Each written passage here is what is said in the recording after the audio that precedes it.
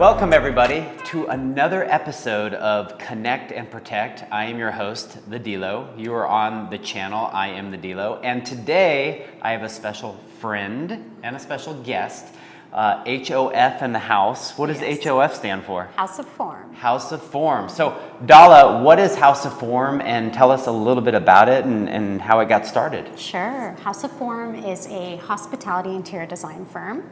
We work on bars, restaurants, retail, multifamily. We're really focused on developing an interior experience. We like telling stories through our spaces, but at the end of the day, what people get to experience is a beautiful vibe. Storytelling is good. Tell us how design and hospitality have a lot of similarities. Yeah, so with hospitality, I think the definition is to really serve and welcome people into a space, into an experience. And I think it's our duty as hospitality interior designers to help tell that story through a space. So create comfort, create a welcoming environment, create a space that feels safe and fun and matches the vibe that the client or the experience is trying to achieve. Very cool. And today we're inside of your office. So as you can tell with a lot of my series, we sit on the couch at my office. Now I'm kind of coming out to people's environments to check out their space. So where are we right now? What is this? We are in our conference room, but we don't like calling it a conference room. We call it a dining room. When we designed this office space earlier last year, we wanted it to resemble our hospitality projects. So I often say if House of Form was a restaurant, this would be it. Very cool. I love it.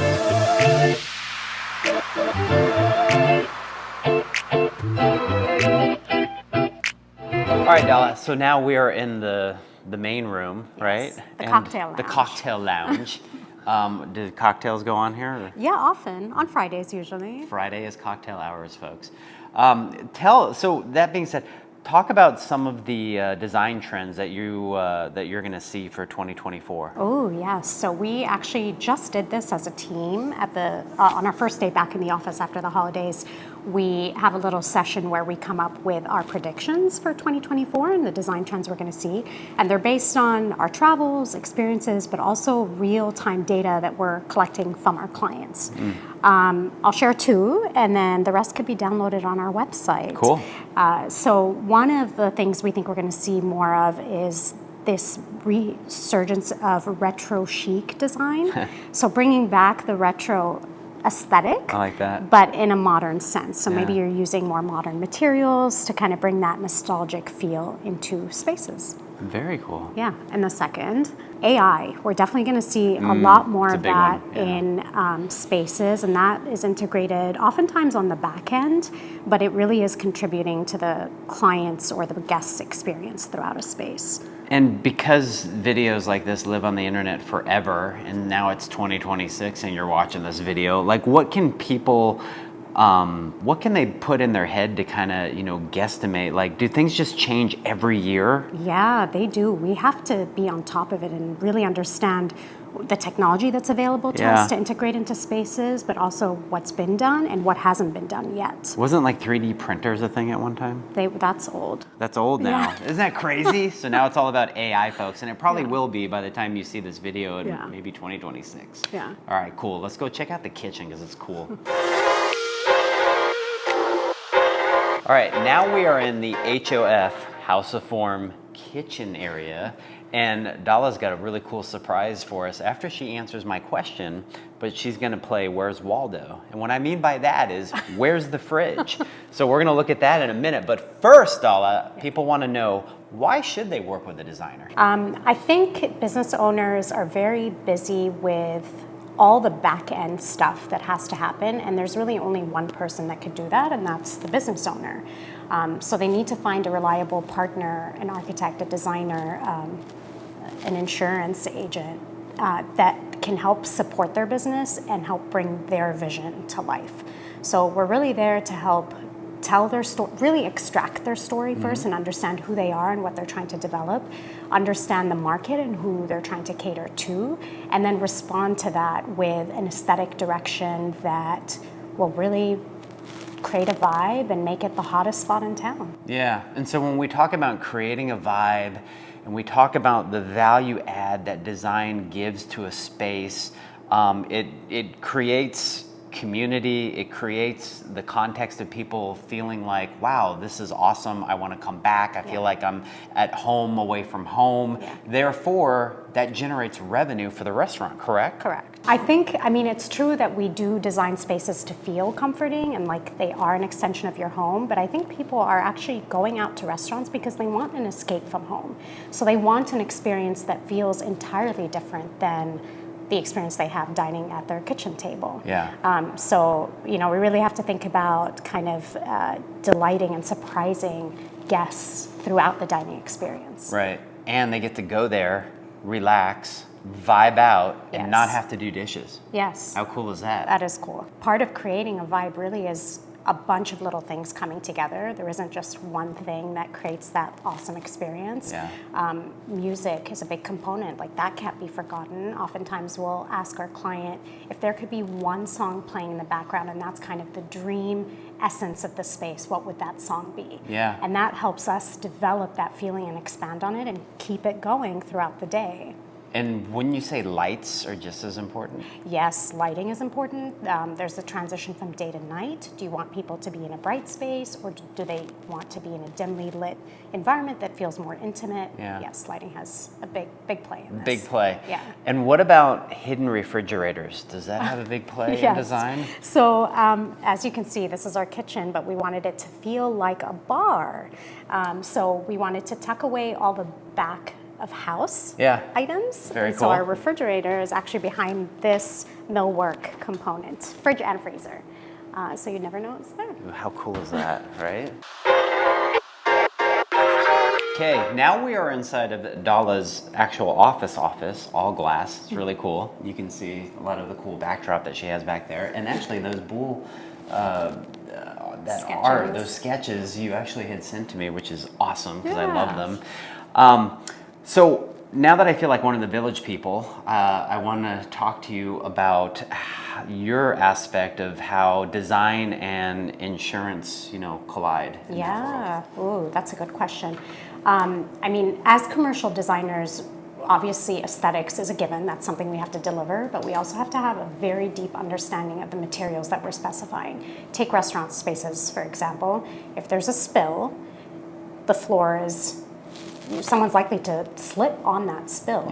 So we have to be cognizant of materials that actually have a certain coefficient of friction that protects guests and the staff from slippage in those situations. That's a really good point. Wow, I never even thought of that. That's crazy. Okay, can you let people know why you're the coolest designer ever? I added that question to the list. Because we just do things differently. I think we really get to know people. No project in our portfolio is the same. Everyone stands on its own as a reflection of the client. We're also an all-girls team. And if you want to zoom in to the back of my cap, it tells you what we do so well. That's amazing. So that is something that is so attributable to people that like working with people in the sense of community, relationships. You guys really are a relationship first sort of company. And I think whether it's design, whether it's real estate, whether it's attorneys, any of these that I've had on Connect and Protect, it's really about creating a relationship with somebody that you're comfortable with, that you know that they have your back and that they're going to create and design something that is from your heart with their mind and their professionalism backed in it. And you did design my office, which I think we're going on, 3 years? 2 years? Has it really been 3 years? It's been, it goes by fast. But every time I walk into the office, it's the test of time holds up. There's a freshness to it. There's a, if you don't do it right, especially with a designer, these things can go just out of love and out of style within a year or two, and that's not what you want. You guys are putting something together to last the test of time and be timeless. Yes, absolutely. And I think guests are also far more knowledgeable today than they were in the past. With phones at their fingertips, they've seen the world. And if we don't give them something that delights them, surprises them, begs them to come back for more, then they're not impressed and they walk away. For sure. Very cool.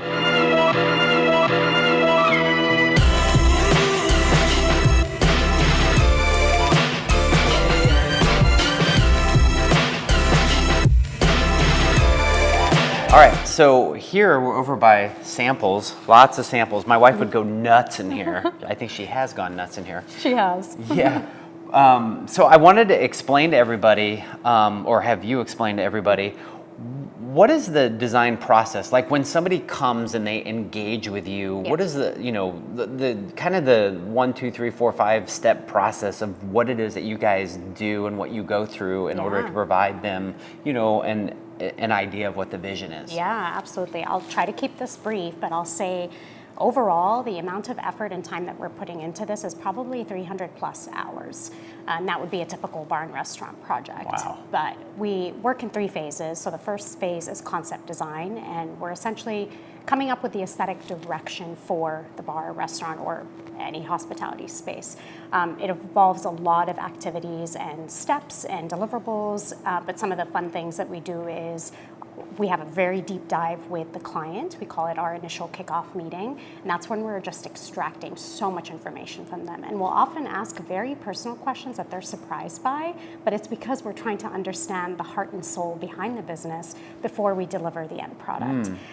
So something that's most exciting in that phase would be the 3D model. So it's a fully built 3-dimensional model of their space. That's rad. And they get to see every inch of it. Wow. So the level of detail is intense. There's often tears on the client side because they're seeing their dream come to life. So that's pretty exciting. And that's an investment in your company, right? Because that's technology you have to buy. And Oh, yes. Yeah. Oh, the number of programs we have to use, the amount of education we have to do internally to keep up with the change in programs is pretty intense. But once we're done with that and design directions approved, then we move into construction drawings, which is the nitty-gritty. So it's taking the big design ideas and putting them onto paper so that the contractor could build out the client's vision or dream per the delivery that It's called we math. presented. Yes, we math. Yeah, math. And then once that's done, we go into what is the fun stuff, or kind of the bow on the project, is the furniture, art, and accessories package. So we make all the selections, and then we purchase them on behalf of the client. And then finally, we're on site, installing everything, and then celebrating with a grand And opening. voila, yeah. And I've been through that process, and it's cool to get a bunch of different types of choices, whether it be for chairs, whether it be for table, I mean, whatever it is. Yeah. And then I'm sure it's interesting on your perspective to see what the client picks out of what you've picked for them. Right. And then making sure that you can mix and match it and all flows through. Yes. And then when they see their place for the first time, what's their reaction? Oh, I mean, we've seen tears before. I love it when our clients cry. Cry! That's great. Good cry. Yeah, they're proud of their space, and that's what drives us. Yeah. We want to be proud, but we want to see their pride in their space. That's really cool. Yeah. Well, Dala, I want to thank you for your time. I want to thank you for inviting us into the House of Form offices where all the creativity goes.